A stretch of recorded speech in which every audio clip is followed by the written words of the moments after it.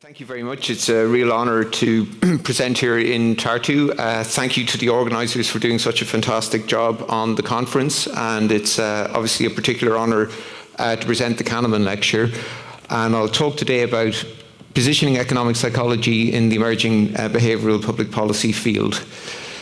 And a simple overview. There's a long history of interaction of economics and psychology. But those of you who've studied economics or psychology will note that there's quite a bit of difference in how they're taught, even now in universities. And certainly when I started, one could think of them as almost distinct tribes. And you certainly had researchers who very much even did that and studied economists as a sort of an anthropological entity.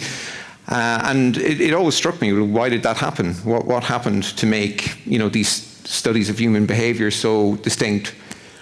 And I think we can think of the concept of a divorce that happened in the 20th century. That one of the most significant things, I think, for our way of thinking about the world was that that divorce between economics and psychology that led to these distinct disciplines. But as you all know, and as witnessed by the fact that we're here, there was constant overlaps throughout that period. And I will talk about some of those, and in particular talk about the connections between economic psychology and behavioural economics. I want to make a case for the inclusion of economic psychology, which I guess, given the room I'm in, shouldn't be I should be able to win that argument, but I think that it's important to have a distinctive economic psychology within the emerging field of behavioural public policy. It's not simply a synonym for behavioural economics. It's not something that can be used, interchangeably with behavioural science. There is something about economic psychology which is important, and I'll talk about that with relation to literatures like the development of hyperbolic discounting and so on. And if we look throughout that 100-year period, you see very eclectic and very deeply psychological work that then becomes what we would think of as behavioural economics. And I'll talk a bit about that in relation to the emergence of the behavioural science and public policy field. I'm trying to do rather a lot. What I have done is I've had this discussion with people for nearly a decade, so I've summarised it as Leo talked about on my blog. So I'll put up a QR code at the end if there was particular points that you're interested in, or papers, works and so on. And I've used this lecture in various forms over a decade to think about these issues and to help students and colleagues and myself really think about what our intellectual foundations are, how we fit together, and I think that's important. I started here, like many of you, a young person about to take on the world, and my own journey for economics and psychology, and I'm sure you all have similar stories, was growing up during the recession in Ireland in the 1980s and 1980s in particular. So seeing a very high unemployment environment, seeing a lot of unhappiness, a lot of immigration, and really watching the economic reports on the news every night and noting how unhappy people were around me in the place I grew up. And again, like many of you, would never have really seen a distinction between economics and psychology. And I think quite early, even I think before I could put words in it, I don't think I would have seen economics and psychology as distinct entities. So in the sense that the behavioral science union made a lot of sense to me. And also coming in terms of the Irish context, and again, I'm sure many of you will have your own experiences in this regard, that we come from a colonial tradition, which I think is relevant and we'll speak about today, the global dimension of economics and psychology. In the Irish case, the emergence of political economy was highly contested, right? It was seen as one of the leading contributors to the Irish famine, the idea that political economy was weaponized in particular ways and created these very distinct power imbalances. And I ended up going to a college that was very much part of that. So the first chair of political economy in Ireland was in Trinity College, where I went to college. And Trinity was one of the places where the subjectivist tradition in utility, albeit a fairly, we shouldn't say fairly minor tradition if there's any Trinity people watching, a very major tradition in the history of thought, but nonetheless a tradition, a subjectivist utility tradition. And I think where I start thinking about this is within this context, that you're looking at the emergence of political economy in a highly contested environment, and the idea of utility and subjective utility being a part of that. And over the years, where we've thought about this a lot, as Leo said, when we developed various research environments. It's fascinating to think about all the different traditions that have tried to tease apart economics and psychology, and what should the psychological foundations of psychology be. And throughout our sessions in Stirling, we used to invite people like David Leibson, Ulrich Witt, all of these great scholars to come, and we had just great fun. Like, quite truthfully, Leo will remember, it was just a really good, nice environment, full of lots of bright people from all sorts of traditions, and we used to spend endless hours in cafes, pubs, all sorts of stuff, arguing about, is this health psychology, or is it behavioural science, or is economic psychology really behavioural economics, and all of these sort of questions. And at one point I decided to just go away and try to figure out a good answer to the questions. I was particularly interested in this session. We organised a session in Stirling where David Leibson presented to almost like a standing ovation about behavioural economics, and Ulrich presented, I think, more on a sort of European tradition of utility, and he said something along the lines of, it was at the launch of our Behavioural Science Centre in Stirling, he said, I was at the launch of a journal of behavioural science 35 years ago, it no longer exists. And he got me thinking, of course, you know, these things have run in many different ways over time. And as I said, we had students from all over the place, different disciplines, and I think many of you will relate to this. We're working on all sorts of different projects. I was kind of the leader because I was the only one who pretended to understand how the administration aspect worked, or was willing to. So we built this, you know, really nice centre with students, scholars, a lot of visiting scholars coming in. But very much it was a live discussion all the time. Like, some of these guys were health psychologists, some of them were personality psychologists, some were behavioural economists, some were working on experimentation. So it was a discussion all the way through, you know, how do we teach this? What sort of centre are we building? What do you do when you bring all of these people together? And of course, funders would ask you that question, or you'd get things like economic psychology. Oh, could we call that behavioural economics? It sounds better to funders. All of these sort of things. But it, you know, it makes you think, or certainly made me think about how we would do this. Similarly, when we built the centre in Dublin, and at that stage, you know, behavioural science had become a lot more developed, and we found ourselves, you know, right in the middle of some pretty major policy issues. That's Don Moynihan, some of you know, who created a lot of the literature on administrative burden. That's Leo. I picked that photo because his eyes are closed. I thought I might embarrass him. But you know, it's through all of this that's making me think about how we bring these together. And now at the LSE, we have a completely global group, and I really enjoyed Vera's talk earlier on behavioural science in Latin America, and we have students from all around the world really trying to tease through how do we do behavioural public policy across so many different countries. Some of the applications are staggering. You see the programme at the moment, like some of the things that people are doing have dramatic impacts on people's lives and how we're conceptualising government. And you know, the current wave of behavioural science is incredibly significant, and the role of economic psychology in it is very important. So Leo told me not to use this because he said no one would know what I was talking about, but I'm going to start with the quote from W.B. Yeats from The Circus Animal's Desertion, where he starts with, "Those masterful images, because complete, grew in pure mind, but out of what began." And what he means, I think, is he's thinking about beautiful poetry. He's thinking about beautiful art, and when you're in the zone as an artist or a poet, you create these beautiful things and you look at them and they're wonderful and they get studied, but where do they come from? And of course, the inspiration for art, the inspiration for poetry, etc., is often very chaotic, very stuff you see, stuff you hear, stuff you smell, random interactions, all of these types of things. And the poet in this instance is suffering from writer's block, and concludes that I must lie down where all the ladders start, in the foul rag and bone shop of the heart. Now, maybe some of the economic psychologists in the room won't like to be thought of as the foul rag and bone shop of the heart, but I think the point still stands that we've got incredibly elegant theoretical models in behavioural economics right now, covering things like nonlinear discounting processes, loss aversion, and so on. But if you look at the origin of many of them, they come something like hyperbolic discounting, loss aversion. Somebody didn't wake up one morning and just start modelling it. They will often come from an entire history of very psychological interactions, whether it's therapist sessions, whether it's people who are using narrative interviews, whether it was folks that have come in from markets with all sorts of ideas. And we can call it this maybe the context of discovery in economic psychology, but it's incredibly important because we're humans and we need human settings to understand our interactions. And I want to talk a little bit about that today, about why economic psychology was so important for the development of these literatures.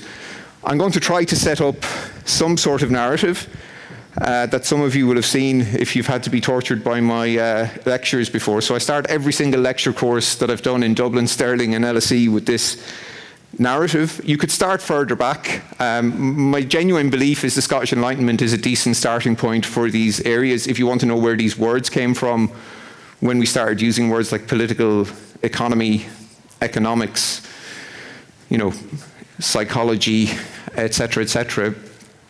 And the argument I make, or the discussion I have, shall we say, is that in Hume you see a very psychological form of economics, one that I think we're coming back to, that you saw the divorce somewhere around the late 1800s, early 1900s, and then you had many, many different ways in which people reacted to that and tried to bring psychology back into economics. And we've seen, for reasons that are not fully clear, because we had many waves of doing it, but something clearly has happened in the latest wave that has made it take off into a transdiscipline that's created all sorts of issues around professionalization and so on. Issues both difficult ones to solve and also incredible opportunities for thinking. And looking at the types of people in the room and presenting at the session today, it's an incredible decade ahead of us to work on these areas. And we saw, I think one of my students emailed me to say that pretty much every intellectual movement eventually finds itself in Adam Smith, because he wrote about everything basically. But you certainly can read Adam Smith under a tree. If you take out the theory of moral sentiments or even the inquiry, you'll find lots of psychological speculation. He's a very psychological thinker. Certainly in the theory of moral sentiments, you find lots of discussion around things that would be analogous to what we think of behaviour science or behavioural economics today. Lots of these sort of quotes where he's musing about how people think about the present and the future. So Nava Ashraf famously, I think it was her undergraduate paper that she wrote, which is scary because it's a really good paper, looking at Adam Smith as a behavioural economist, and very much so, and a lot of the thinkers at that stage were developing a type of political economy that was very psychological. Now I'm about to put up a quote that successive generations of people haven't liked, but I'm going to try it because I think it's an incredibly important one. So this is David Hume, who, in many respects, is a founding figure in a lot of the areas that we're looking at. And in the treatise, he has entire sections on how people perceive causality. He's entire sections about the connection between reason and emotion, and how this, what this implies for how we think about governance and so on. And the quote, which is a long one, but one that I think is very well worth looking at. So in reflecting on any action which I am to perform at 12-month hence, so in thinking about something I have to do in 12 months, I always resolve to prefer the greater good, whether at that time it'll be more contiguous or remote, nor does any difference in that particular make a difference in my present intentions and resolutions. So if it's 12 months' time, I aim to do the right thing. My distance from the final determination makes all those minute differences vanish, nor am I affected by anything but the more general or discernible qualities of good and evil. So when I'm thinking about something in a year's time, I'll tend to want to do the right thing, and I'm not affected by convenience factors and so on. But on my nearer approach, those circumstances which I first overlooked began to appear and have an influence on my conduct and affections. A new inclination to the present good springs up and makes it difficult for me to adhere inflexibly to my first purpose and resolution. So present bias, time inconsistency, all of these sort of things. And this natural infirmity I may very much regret, so all sorts of meta perspectives, and I may endeavour by all means to free myself from it. I may have recourse to study and reflection within myself. You might think of it as boosts, to the advice of friends, to frequent meditation and repeated resolution, and having experienced how ineffectual all these are, I may embrace with pleasure any other expedient by which I may impose a restraint on myself and guard against this weakness. And again, you can think of commitment devices, even if you want to use phrases like nudges. But it is my contention that in that book you see a fully worked out idea of things like present bias, of a fully worked out psychological account essentially about how people interact with consequential decisions. And what's interesting about that quote, I know you can always pluck quotes from philosophers, but that is right in the middle of his theory of government.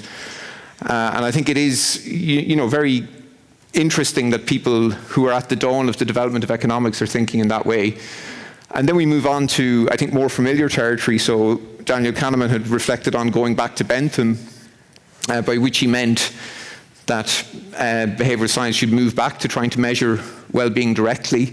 And we've seen some really great talks during this conference and previous IAREPs on this topic. You can do that without necessarily being an ethical utilitarian, but clearly these people who are in the middle of developing economics are thinking very deeply, how do we measure utility, how do we measure well-being? And John Stuart Mill, if you studied pretty much in any British and many European universities right the way up to the early 1900s, and you studied economics, you would have studied John Stuart Mill's textbook. And these guys are basically carving out what is to become economics while thinking very deeply about what the psychological foundations are. So obviously we've to cut out rather a lot, but you start seeing the first signs of what's going to cause the divorce. And I think it was somewhat presaged in Anu's talk last night that it's difficult to measure well-being, and there's a lot of discussions about how you do it. And if you look through Bentham, he says things like, well, somebody will eventually figure it out. So they weren't doing a lot of survey research. They're thinking about this philosophically. And people like Jevons, who is mostly a good guy, he's really trying his best to try to make a new science that will be usable for public policy analysis. And he's really thinking, well, what's the role of psychology for this? How can I measure these things? And there are other people who come up with a version of this argument, but I think this is one for a t-shirt. Every mind is inscrutable to every other mind, and no common denominator of feeling seems possible. And a lot of senior political economy figures at the time start to make that argument. We're not going to be able to figure out what's going on inside people's heads, or their hearts for that matter, and therefore we need to build an economics that's built around utility, built around observable behaviour, and that we can't really go into the utility function. So you start seeing the sort of groundwork being laid for the divorce at that stage. And I said Jevons is pretty much a good guy. But you've also got psychological thinkers like Edgeworth. If you ever get a chance to read Mathematical Psychics, highly recommend it. It's a completely wild book. He's making a very strange argument about why Ireland should remain part of the United Kingdom. And in the process of doing so, invents bargaining theory, general equilibrium theory, and a whole range of consumer theory and difference analysis. He has all sorts of Greek symbols in the book, which I had to look up. So when he's trying to insult somebody, he gets so riled up that he has to go back to ancient Greek to express himself properly, this sort of character. But really interesting guy, and one of the founders of the Economic Journal, the Economic Society, and completely obsessed with the idea that one should measure well-being. He calls it a hedonometer, and people like David Colander have written about him. Easily could have been a pivot point in which economics could have been a fundamentally psychological discipline. And at the time, you've got people like Alfred Marshall, again, one of the founding figures of economics, the person writing the first widely used textbook, saying that he wishes to be reincarnated as a psychologist because he's so obsessed with psychology. So what happens basically? And if there's any students watching the recording, you'll note I'm a little bit more restrained about Pareto because I'm in a polite company. I'm not going to say he's a bad guy. He's not here to defend himself. But in the Manual of Political Economy, which includes such chapters as the malady of feminism, and then a chapter about how the police should be brought in to sort out trade unions, and all sorts of other wonderful stuff. He includes a mathematical appendix, basically showing people how to work out consumer choice theory without having to measure well-being or welfare directly. He uses the concept of ophthalmity, and he derives a form of indifference analysis that we have been essentially torturing students with for about a century or more since. And by the time economics moves to America and the first textbooks arrive, now I'm cutting through all sorts of stuff, obviously, and maybe not being totally fair, but I think it's a reasonable idea that what we call the Pareto turn, which Daniel Reed has written really well about, happens around that stage. And you get a type of economics which is really, in Pareto's case, very antithetical. He calls psychology a pseudoscience. He's very antithetical to the idea that one would have psychologists involved at all. Samuelson's a far more enlightened figure, but still, is very much advancing in economics. That's axiomatic and so on.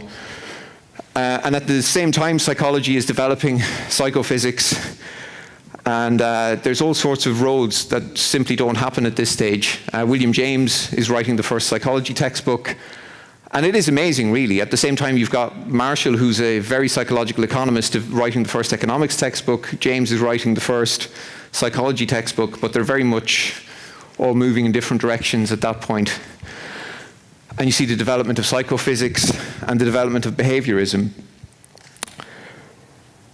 I'm just going to keep an eye on time. Oh, thank you. There's one thing I want to say. So I don't know about you, but when I studied psychology and economics separately in different departments and came to learn about behavioral economics, there was a feeling that, behavioral economics really was the product of the cognitive revolution. That, it wasn't really got to do with psychoanalysis or behaviorism or those sort of things. It was really a group of scholars who had studied the mind almost like a computer, and they had applied that thinking to a number of behavioral concepts that then became what we talked about as behavioral economics. And really, that doesn't bear much scrutiny. So if you start to look at what's happening in psychology and the roots of it, and I used to say this to myself, to the students, behavioral economics has nothing to do with behaviorism. It certainly has nothing to do with psychoanalysis, all of this sort of stuff, which is completely wrong, basically. And if you start seeing the development of these thinkers in psychology, it's actually quite striking how much interlap there is between economics and even traditions you mightn't expect, like behaviorism. So as you start seeing the behaviorists develop, and again, one can think of all sorts of critiques of behaviorism, but they're developing a lot of work like matching laws that become fundamental to what we now think of as behavioral economics. So behaviorism, and later in the talk I'll talk a bit about the ethical issues around behaviorism and some lessons we could learn from that, but you're seeing a lot of strong behaviorists who really do become foundational to behavioral economics. And I focus in particular on George Ainsley, who some of you know very well, who took the work on matching laws and developed hyperbolic discounting. And when I'm trying to explain to people about how all of these fields interact over time, so hyperbolic discounting, present bias, many of the economists in the room, the behavioral economists in the room, will know this as being the underpinning idea behind a whole range of modern theories of pension behavior and so on. And it comes from a guy who's basically working as a military psychiatrist, looking at matching laws with pigeons and through case studies he's doing with folks that are recovering from alcoholism. And he comes up with the idea of hyperbolic discounting. Then that, through various channels, ends up in the work of David Leibson and becomes one of the fundamental ideas in behavioral economics. And I think that's a take-home message, is that behind some of the most stylized and the most advanced theory in behavioral economics are these circuitous routes involving things that, if you tried to do now in a university as a behavioral economics student or even as an economic psychology student, you'd probably be told not to do it. This is for those listening online, there's a storm happening outside, so hopefully everything goes well. And what I found the more I dug into this, and Till Brunianov wrote a fantastic paper on the history of hyperbolic discounting, which covered much of the behaviorist work in a lot of depth. And I was speaking to Vera about this earlier. When asked about where he got most of this work from on hyperbolic discounting, what was Ainsley's inspiration for hyperbolic discounting, it was Freud. So Ainsley spends a lot of time reading Freud and saying things explicitly that a lot of what we think about in terms of these literatures comes directly from Freud. Now, if you do happen to be advising national pension authorities or those sort of things, it's probably not the right idea to say all of this stuff comes from Freud. But if you are trying to create a context where interesting psychological ideas make their way into how we think about the world and where we're getting our inputs to model, it is an important lesson to learn, because I think if you talk to a lot of people who work in behavioral economics or those sort of fields, I think the idea that anything that they could have got anything from those areas is probably relatively alien to them. And this is not the only way in which psychology tries to come back into 20th century economics. So we see American institutionalism, which made its way into a lot of the economic psychology. We study, again, some fantastic thinkers that still have influence. And then, of course, George Katona, who I think would have been one of the leading figures to influence European economic psychology through several students of his, several people who worked in the Michigan Survey Research Center. And Katona is another, and again, this is kind of like a take-home message, that it's not clear we would produce people like Katona nowadays. So those of you who know his biography, he ends up fleeing Hungary, then fleeing Germany. He ends up in Wall Street, ends up with tuberculosis. So he had a sort of a difficult 20th century. But he's been driven fundamentally by real experience in markets and his reading of Keynes, and develops a whole set of ideas around economic psychology that become the fuel for things like consumer sentiment surveys, investor sentiment surveys, and so on. I think it's another take-home message for me, that there's methodological eclecticism, but we have to find channels to have people like this in our field, because they know a lot about real-world markets, and they have access to stuff that AI is not going to give us access to, which is the experience of being in rooms and speaking with real-world actors and so on. And Katona, is again one of the key figures, and also obviously Herbert Simon. And we could speak for a long time about Herbert Simon, but just in line with what I've been saying, I think the use of verbal reports in Herbert Simon is again something we see less and less of in these conferences, that we see a lot of emphasis on particular types of economic theory, a lot of emphasis on particular types of causal econometric methods, which I think has, a lot of good reasons why we're doing that. We're in public policy. We want to provide solid causal evidence for claims that we're making in a public policy context. But people like Simon, Katona, are spending a lot more time descriptively looking at what people are doing. They're talking to people. They're getting a lot more of that sort of data. And I do think there's a risk as we move from the economic psychology sphere into behavioral science and policy, and a risk in economic psychology and behavioral economics being seen as synonymous, that we spend a lot of time on the context of verification and not as much time on the context of, well, how do we come up with this stuff in the first place? How do we learn about humans? Many other European traditions, which I'm not going to have time to go into. I largely put up Gabriele Tarde because some of you will know him and he looks amazing. I just think those glasses are absolutely superb. And you do see textbooks of social psychology and textbooks of economic psychology right the way into the 1900s. And again, as we move through the 20th century, obviously critiques, as we move into sort of colonial critiques of some of the political economy, we get joined up thinking in the likes of people like Amartya Sen, who again we could spend a lot of time speaking about, but just to point to people like Elinor Ostrom. So it is, of course, not true to say that economics and psychology existed as islands. There was many different boats going between them around areas like communication, self-interest, and so on, and many great thinkers that we can use in terms of building up a history for these areas. And of course, IAREP. Now, I thought about putting the names of many of the people involved in IAREP on the slides, but I decided against it because I would inadvertently miss one. Many of them are in the room. I do put up Professor Van Raj as the founding editor of the Journal of Economic Psychology, but there was also, and we'll discuss this afterwards, a great group of scholars in Europe who built an economic psychology tradition in Europe. And again, one for a further history, and people have written on the history on it, but you can see an engagement and collaboration with behavioral economics, and I think great that it has been the case that we've maintained a distinct economic psychology. As I look back through the editions of the early stages of the journals and the early conferences, I think one thing that's fascinating, and Professor Van Raj summarized this himself at the time, that you see a lot of work in areas like applied energy, a lot of work on areas like macroeconomic perceptions of economic quantities, and I think that's reflecting some of the influences I was speaking about.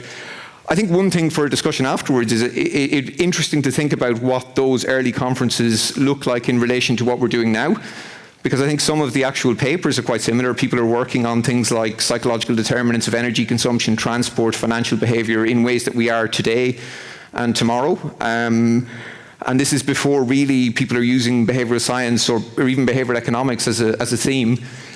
So I think it's fascinating as to what's actually changing over time. But clearly one thing that is changing is the work of Kahneman Tversky.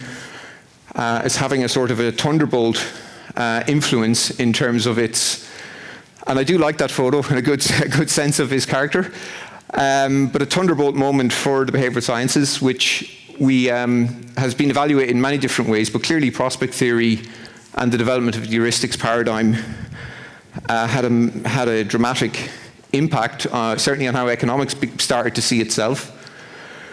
And we started to see the development of political, legal, economic ideas, not just about how the human mind works, how people behave, but rather, if this is the case, well, what should we do? And how should we influence institutions? And of course, some of this is a very American debate, built part on the fear of being too paternalistic, the worry that if we let go of human rationality, we could be starting to make claims about the need for government intervention, and there's that to and fro going on in the States.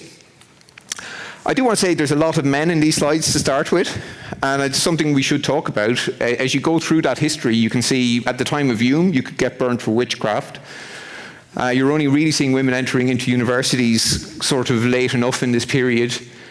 And even as you get up to Kahneman Tversky, you're seeing very narrow avenues in which women can participate in some of these discussions. Something I felt kind of intensely in my own university, because there's a statue at the front door of my college in Trinity to the provost who said that women will enter the university over his dead body, which they now effectively do, his statue.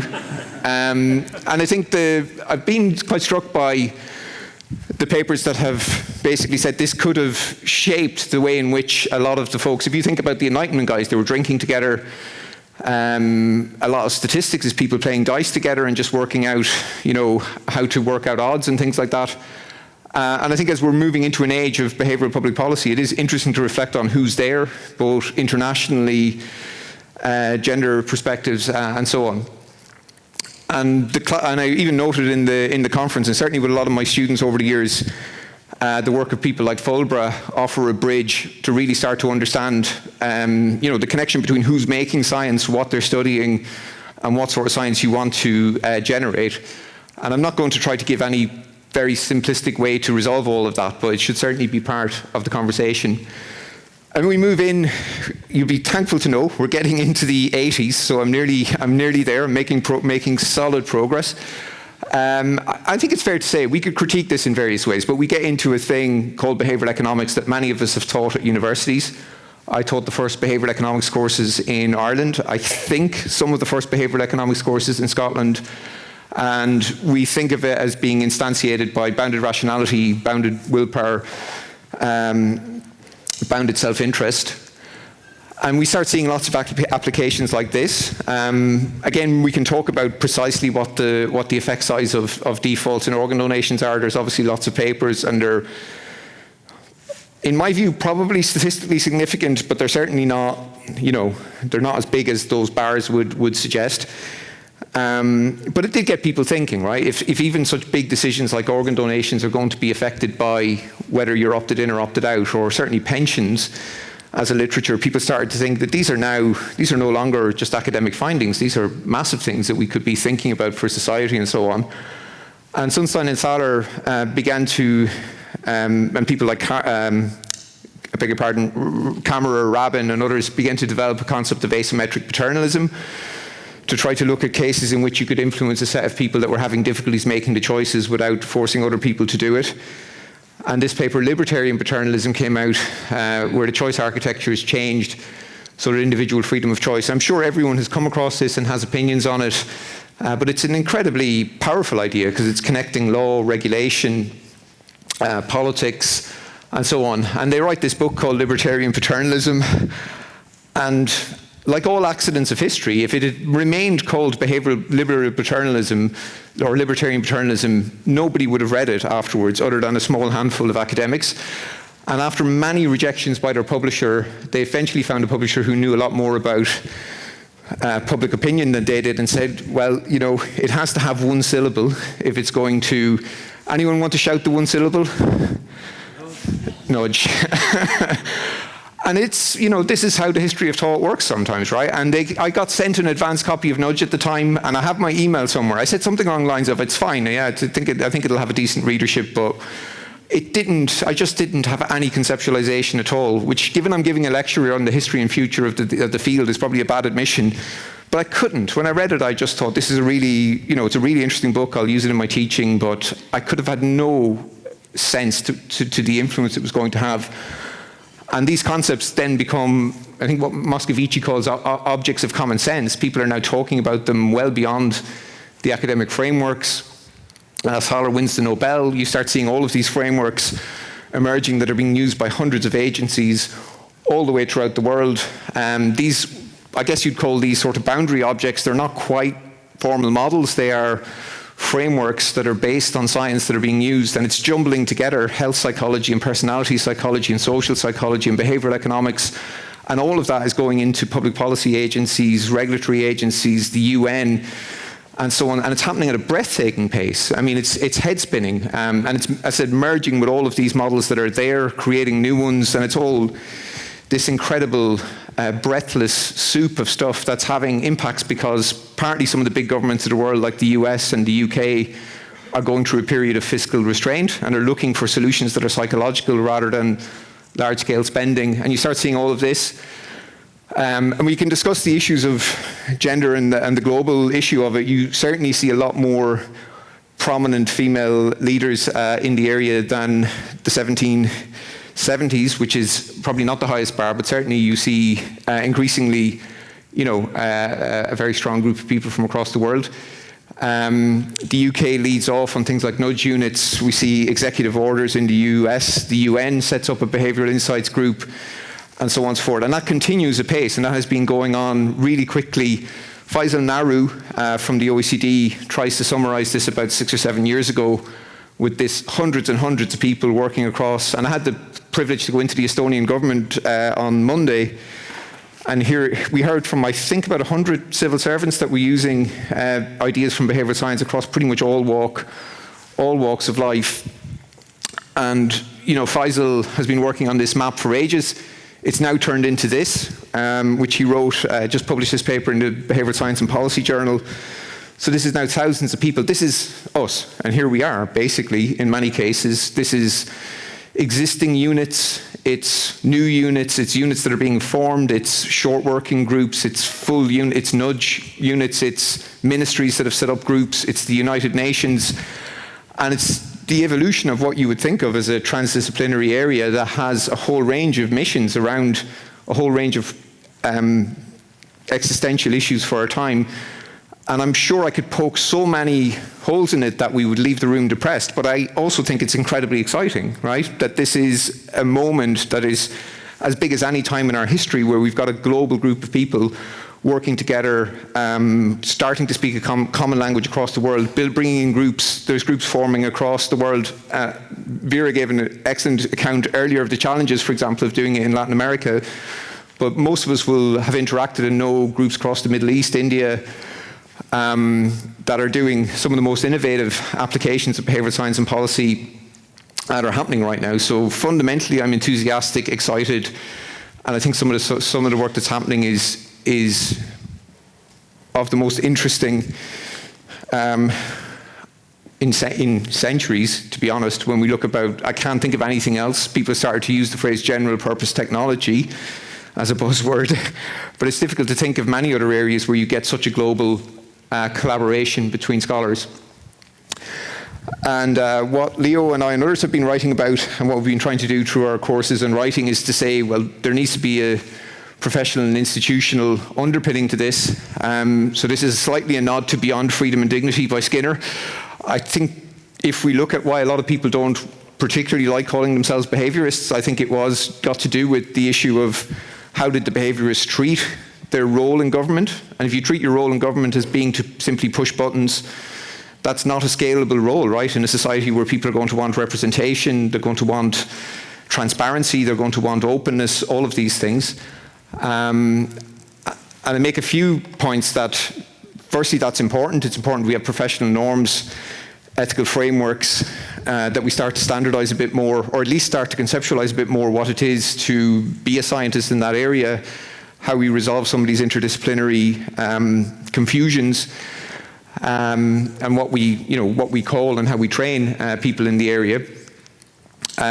We've worked in particular on an ethics framework, which some of you have seen, that tries to codify this in a way, and we've increasingly been developing, including with the OECD, frameworks for training people on ethics, fleshing out what we would mean by transparency, openness, respect, dignity, consultation, etc., in a context where you're now moving from doing lab studies or individual studies to, perhaps influencing national or even global policy in particular areas. How do you begin to conceptualize that?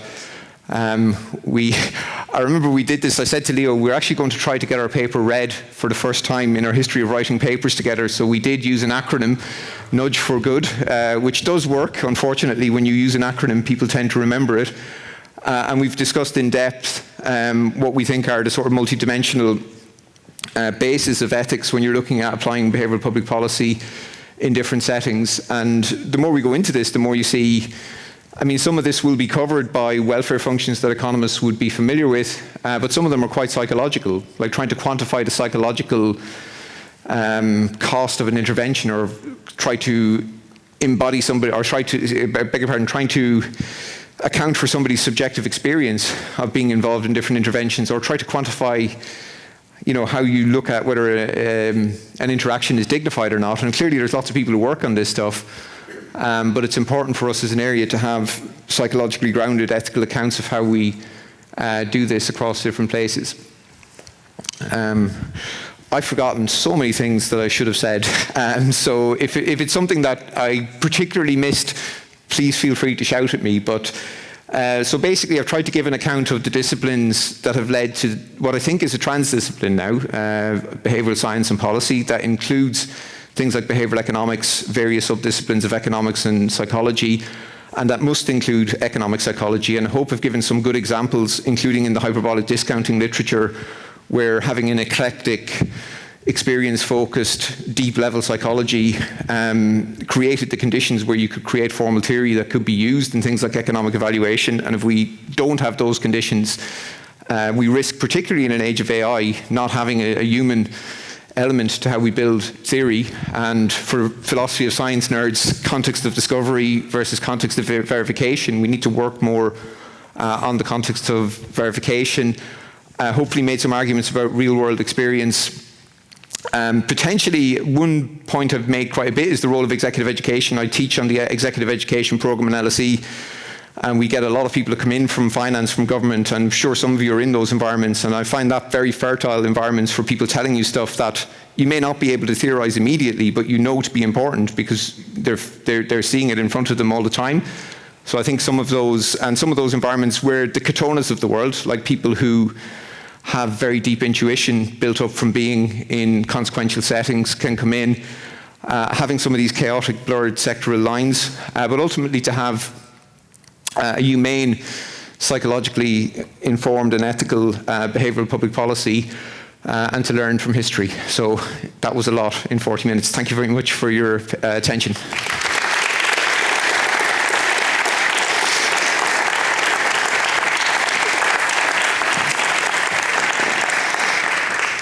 Thank you very much, Liam.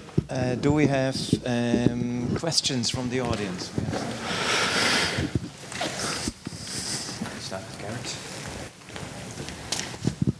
Thank you. Very entertaining and thorough talk. Thank you for that. So you talked about the divorce of the two sciences, economics and psychology, in the last century. And now it seems that you propose a remarriage of economics and psychology in the area of behavioral public policy. Do you think there would also be another kind of remarriage in the theory of economics, including more economic psychology, maybe expanding the models in economic science, rather than focusing on the experiments in the field? Yeah, I mean, I think it's fair to say my talk was very much around the emergence of behavioural public policy and the history that led up to that. But in answer to your question about whether you'll see, I mean, you clearly are seeing also a union at the theoretical level. I have less of an idea of how to conceptualize that, other than you will certainly see what you'd call full, I was going to say hardcore economics departments, but let's say well-respected economics departments who are increasingly hiring people that base their theories on psychological intuition. And some of that is of the type I talk about, which is it's theoretically so advanced that nobody knows how to apply it yet to public policy, which I think is a good thing. But I haven't, it's a lovely thought to take away. I haven't tried to quantify it, and I haven't spent as much time trying to conceptualize, and I'm sure other people in the audience would have ideas around that. But another question is actually, would you have as many economics people going into psychology departments? I think probably not, right? I think the direction of traffic at the moment, which is the opposite of economic imperialism. So it does seem to be the case. You're seeing a lot of economists sort of who are psychologists at heart, like Marshall. But I'm interested in others. Off the top of my head, I can't think of many. Tilburg, obviously, in some of the Dutch places, but I can't think of as many psychology departments that would have people within them that were basically economists. But it's one to discuss. Well, thanks a lot for this wonderful talk. I'm in heaven. I think it's so important to have people thinking about the discipline, thinking about the field, thinking about, of course, direct research and experimentation. That's all absolutely necessary. But I also find it very, very relevant for us to be able to reflect upon the field and to decide where, which direction we want to go. So many, many thanks. And like I showed before, maybe not everybody is familiar with it, Kahneman himself admitted that his theories on System 1 and System 2 were Freudian theory updated. So yeah, it's an interesting one. I mean, it's whether, am I advocating for a re-embrace of psychoanalysis is an interesting question. I think what I would say though is a younger Liam would have looked at, let's say, even someone like you presenting on psychoanalysis and thought, is that relevant to what we're doing now? And then the more you go into the history, you realize it is relevant, because those people had incredibly deep knowledge of human psychology, probably not in a way that they could scale it to the type of methodologies you'd require to speak a policy language. And the more and more I speak to people that are in those areas, I realize that we have quite an impoverished language sometimes of speaking about psychology when we're trying to fit it into a public policy lens. And at the moment we've rebuilt the economic psychology discipline in LSE, and we're having a lot of debates about what that will look like, given that we're essentially a department of behavioural science. And some of that thought is coming in that, like, for example, if someone interviews and says, now I need to be careful what I'm saying, but let's say somebody interviews and says, I want to study how people dream about the economy, or I want to study how children acquire the concept of money, which was a very respectable, and still is a respectable economic psychology topic, but is harder to, like, where do we put that stuff? Or where do we put, like, if somebody's obsessed with verbal reports, and there are still people doing good work on that, but it's increasingly hard. Like if you had PhD students who were working in that area and they were saying to you, will I get a good academic position working on like narrative interviews of how people conceptualize aspects of the economy, you'd probably advise them that it's challenging. You'd really need to think about it. So I do think we need to reopen that, because if we don't do that, like where is the psychology if it is going to be mostly looking at sort of evaluation type literatures? Hi, Liam, thank you very much. There's quite a few terms that we use, like behavioral economics, economic psychology, behavioral science, and I just wonder how you differentiate between them and whether they should be used interchangeably or whether it doesn't matter, it's just a matter of semantics. It's a good question, and I'll try to condense it and maybe talk about it afterwards. I would say that they shouldn't be used interchangeably.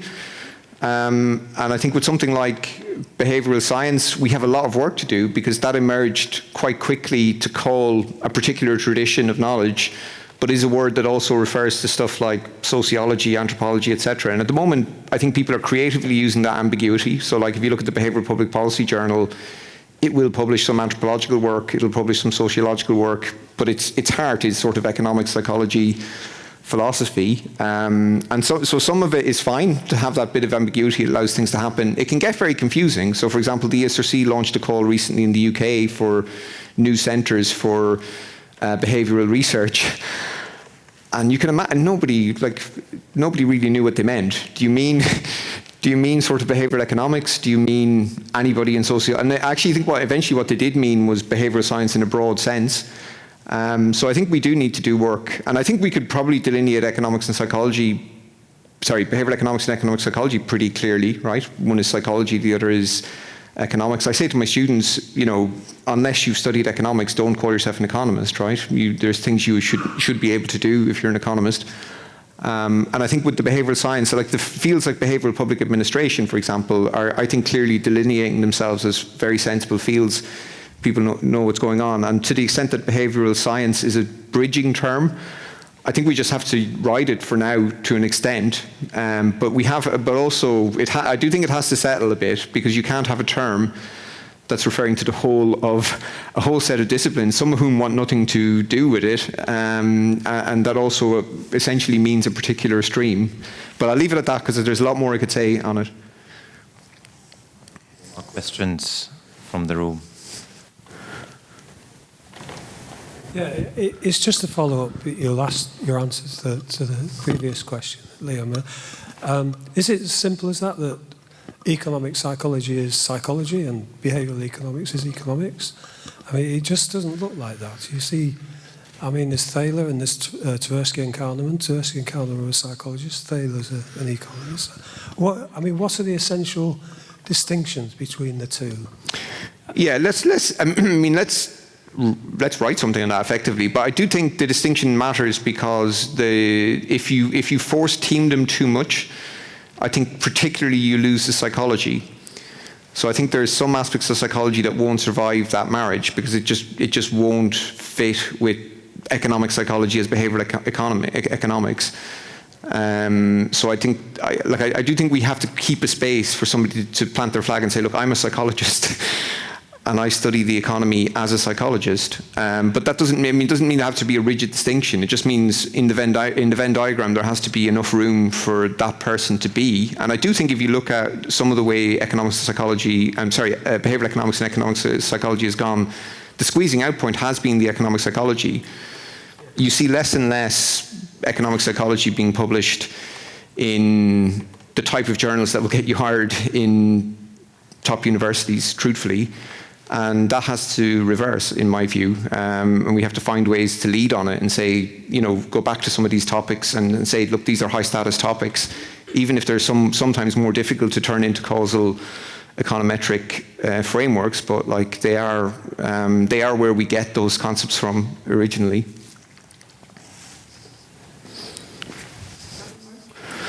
I can hear you. Thank you for your presentation. It's not every day that we get to know a bit more about our history, the history of our discipline. I want to catch one of the sentences that was in your presentation, that one of the fears with the nudging in particular is that soft behavioural interventions are replacing more coercive ones. And I want to come to this I-frame, S-frame debate. I would like to know a bit your take on this. And also, do you feel there is a current tendency of a behavioural systems approach that is increasing, where what I mean by that is more involvement of systems analysis into our behavioural work?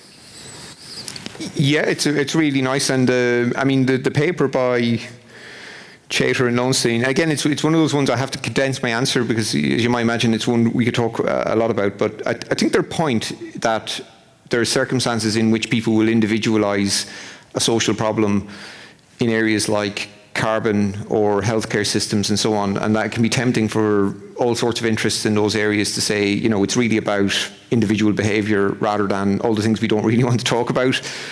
I think it's a valid point, and it's one of the reasons why you should train students in ethical systems, is that they understand what they're doing. I mean, I always say to my students, you know, if you're going to do something bad, at least know that you're doing it.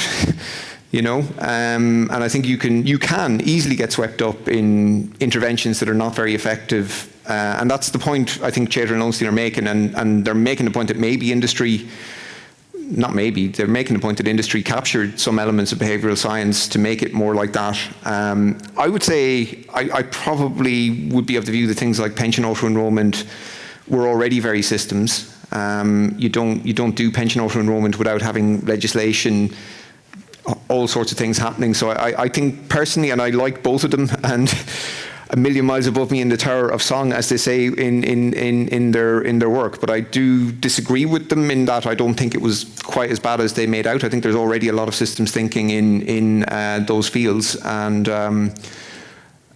yeah, so let's talk about it afterwards, but I think their core point is correct, and I think there are lots of systems approaches in that area, and maybe what their paper has done is made it more explicit that we need to talk about what part of the system we're looking at when we're doing those sort of interventions.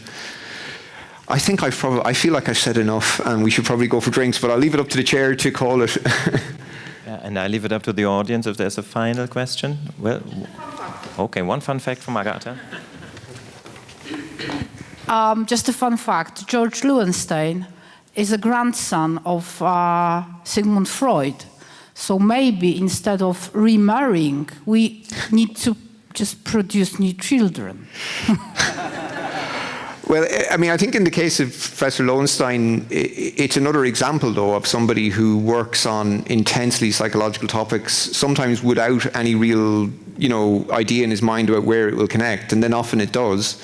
So I think I should have actually had him on the slides, and I do in a longer version of it. I think if you look at some of his work, you see another example of the point I'm sort of driving at, is that we need to create space. But I think within that behavioural public policy lens, that is an innovation aspect of that's quite important.